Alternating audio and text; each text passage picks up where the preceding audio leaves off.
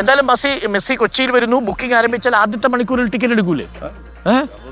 ആകെ ഒരു മനസ്സിലൊരു പ്രതീക്ഷ അതല്ലേ ഒരു ആർക്കായാലും ഇപ്പൊ മെസ്സിന്റെ ആരാധന അല്ലെങ്കിലും കൂടിയിട്ട് അങ്ങനത്തെ ഒരു പ്ലെയർ ഇവിടെ വരുമ്പോ കാണണം എന്നുള്ള ആഗ്രഹം ആർക്കായിരുന്നു. അത് സ്വാഭാവികമാണ്. ഓക്കെ, മെസ്സിയെ കാണാൻ അല്ലേ? ഞങ്ങൾ രണ്ടുപേരും അരീക്കോട് നിന്നാണ് വരുന്നത്. ഓ, ഫുട്ബോളിന്റെ മക്കയാണ് അരീക്കോട്.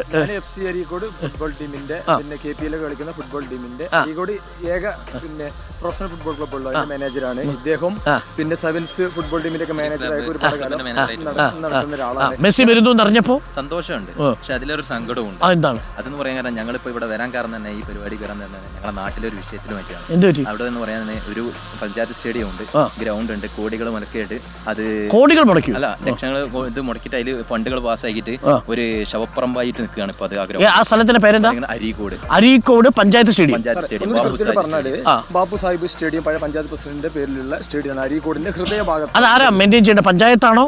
അത് പഞ്ചായത്ത് കുറച്ചു കാലം സ്പോർട്സ് കൗൺസിലിന്റെ ഭാഗത്താണെന്ന് പറഞ്ഞു. ഇപ്പൊ പഞ്ചായത്തിന്റെ ഇവിടെ ഇപ്പൊ ഇത് മലപ്പുറം ഡിസ്ട്രിക്ട് സ്പോർട്സ് കൗൺസിലാണ് ഇത് മെയിൻറ്റെയിൻ ചെയ്യുന്നത്. അതിന്റെ വ്യക്തത വരുത്താണ് സാറേ അവിടുത്തെ അരീക്കോടിന്റെ കാര്യത്തിൽ. ഇപ്പോഴുള്ള വിഷയം എന്താ വെച്ചാൽ എല്ലാ നേരത്തെ പറഞ്ഞ പോലെ കുന്തും കുടച്ചക്രം ഒക്കെ അങ്ങോട്ടാ വരുന്നത്.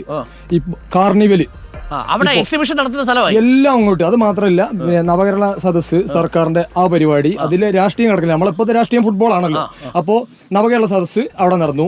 ഇപ്പോ കാർണിവൽ അങ്ങോട്ട് വരാൻ ശ്രമിച്ചു, അവിടെ വെച്ചു, അവിടെ സാധനങ്ങൾ ഇറക്കി. ആ സമയത്ത് ഇവരെ പല നേതാക്കന്മാർ പരിപാടികൾ പാർട്ടി പരിപാടികളായി, അതുപോലെ കാർണിവൽ അങ്ങനത്തെ പരിപാടികളായി. പറയാൻ കാരണം അരീക്കോട് ആ സ്റ്റേഡിയത്തിൽ നിന്ന് പറയാൻ കാരണം ISL താരമായ MP സെക്യൂർ, പിന്നെ അതേപോലെ നമ്മളെ അതെ കളിച്ചു വളർന്നതാണ്. പിന്നെ കൗൺസിൽ പ്രസിഡന്റായ നമ്മുടെ മന്ത്രിയുടെ ശ്രദ്ധയിലേക്ക്. ഒപ്പം അരീക്കോട് പഞ്ചായത്ത് ആരാ ഭരിക്കുന്നത്? അത് UDF ആണ്. അപ്പോൾ അരീക്കോട് പഞ്ചായത്തിന്റെയും പ്രത്യേക ശ്രദ്ധയ്ക്ക്, സർക്കാരിന്റെ പ്രത്യേക ശ്രദ്ധയ്ക്ക് ഒരു പഞ്ചായത്ത് സ്റ്റേഡിയം അനാഥമാക്കി കളഞ്ഞു. അതും അരീക്കോട് പോലെ ഫുട്ബോളിന്റെ മെക്ക എന്നറിയപ്പെടുന്ന ഒരു സ്ഥലത്ത്. അവിടെയുള്ള മനുഷ്യര് ആ സ്റ്റേഡിയത്തിന്റെ പുൽച്ചെവിട്ടി വളർന്ന മനുഷ്യരാ അല്ലേ? സാറേ ചേർത്ത് വായിക്കേണ്ട കാര്യമുണ്ട്. സ്പോർട്സ് കൗൺസിലിന്റെ പ്രസിഡന്റ് ഷറഫ് അലി സാറ് അരീക്കോട്ടുകാരനാണ്. അതോടൊപ്പം ഇന്റർനാഷണൽ മുൻ താരം C ജാബിറക്ക. ഞാൻ ആലോചിക്കരുതേ, നമ്മുടെ ബ്രസീലിലായിരുന്നു നമ്മുടെ നാട്ടിലെ ചില മനുഷ്യരെങ്കിൽ അവർ നമ്മുടെ മറക്കാന സ്റ്റേഡിയത്തിലേക്ക് ഒരു പരിപാടി വന്നു കഴിഞ്ഞാൽ നമുക്ക് സർക്കസും ഈ പറയുന്ന നവകേരള സദസ്സുകളും മറ്റു ചടങ്ങുകളും ഒക്കെ അവിടെ കൊണ്ട് വെക്കാമെന്നൊരു പ്ലാൻ ഇടാൻ സാധ്യതയുണ്ട് അല്ലേ? മറക്കാന സ്റ്റേഡിയത്തിൽ പോലും മറക്കാന സ്റ്റേഡിയത്തിൽ കൊണ്ട് പന്തലിടുന്ന മനുഷ്യരാണ് നമ്മൾ അല്ലേ? ഒന്ന് ആലോചിച്ച് നോക്കി. കളിക്കളങ്ങൾ എന്ന് പറയുന്നത് അത്രമേൽ വിശുദ്ധമായും അത്രമേൽ പാവനമായും സൂക്ഷിക്കേണ്ട ഇടങ്ങളാണ് എന്നുള്ളത് വിദേശ രാജ്യങ്ങളിൽ നോക്കണം അല്ലേ? നമുക്ക് ഇതിൽ രാഷ്ട്രീയക്കാരോട് അങ്ങനത്തെ ഒരു ഇതല്ല. നമ്മുടെ അവിടെ കളിച്ചു വളരുന്ന കുറേ കുട്ടികളുണ്ട്.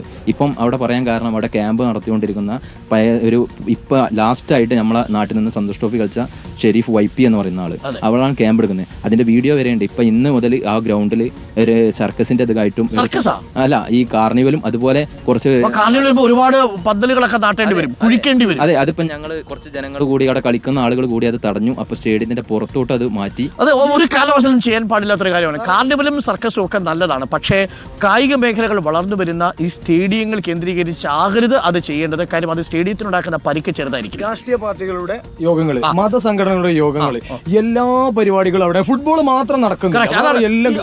അരീക്കോട്ടുകാർക്ക് മലപ്പുറത്തുകാർക്ക് പൊതുവേ നമ്മൾക്ക് ഒരൊറ്റ ദൈവമേ ഉള്ളൂ, അത് ഫുട്ബോൾ കലാകാരന്മാരാണ് എന്ന് പറയുന്ന കായിക താരങ്ങളാണ്. ഒരൊറ്റ മതമേ ഉള്ളൂ, അതൊരു ഫുട്ബോളാണ്. ബാക്കി മതവും കാര്യങ്ങളും ഒക്കെ നിങ്ങളുടെ സ്വകാര്യമായ കാര്യങ്ങളായിരിക്കും. അതൊന്നും കളിക്കളത്തിലേക്ക് കൊണ്ടുവരരുത് അല്ലേ?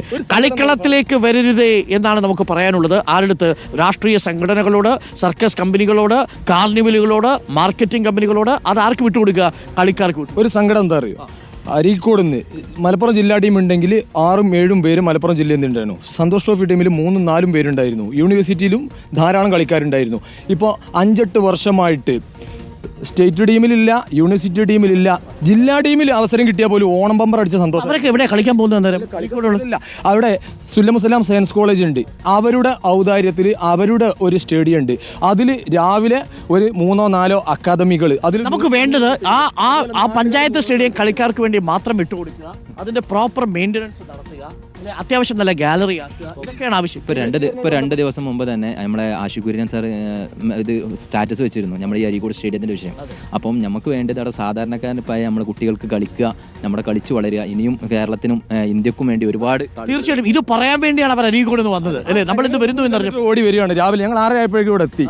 ഇത് തീർച്ചയായിട്ടും സർക്കാർ ശ്രദ്ധിക്കണം, പഞ്ചായത്ത് ശ്രദ്ധിക്കണം, ഡിസ്ട്രിക്ട് സ്പോർട്സ് കൗൺസിൽ ശ്രദ്ധിക്കണം. ഒരു കളിക്കളം എന്ന് പറഞ്ഞാൽ ആ കളിക്കളത്തിനൊരു ആത്മാവുണ്ട്, ഒരു ഹൃദയമുണ്ട്. ആ സ്ഥലം, ആ ആ കളിക്കാരുടെ ജീവിതവുമായിട്ട് അത്രമേൽ ചേർന്ന് കിടക്കുന്ന ഒന്ന്. അവരുടെ കാൽപാദങ്ങൾ പതിയുന്ന ഒരു മണ്ണ.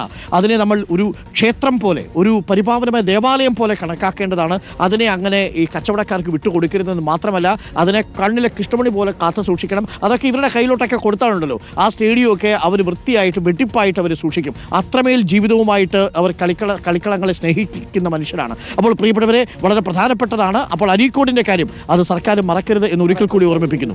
ചർച്ച വെച്ചതിൽ വലിയ സന്തോഷം. ഒരു റിക്വസ്റ്റ് കൂടി ഉണ്ട്. ഇവിടെ വേണ്ടത് മെസ്സി വരുന്നത് നല്ല കാര്യമാണ്, ഒരു പുതിയ ഓളവും ആവേശവും ഉണ്ടാക്കും. പക്ഷേ അതുകൊണ്ട് മാത്രം ഫുട്ബോളിന് ഒരു പുരോഗതി ഉണ്ടാവില്ല. നിർദ്ദേശം വെക്കാനുണ്ട്.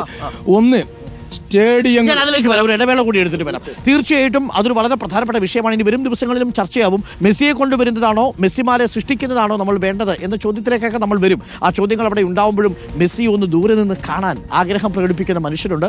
അവരുടെ ആഗ്രഹങ്ങളിലൂടെയാണ് നമ്മളുടെ ഈ യാത്ര.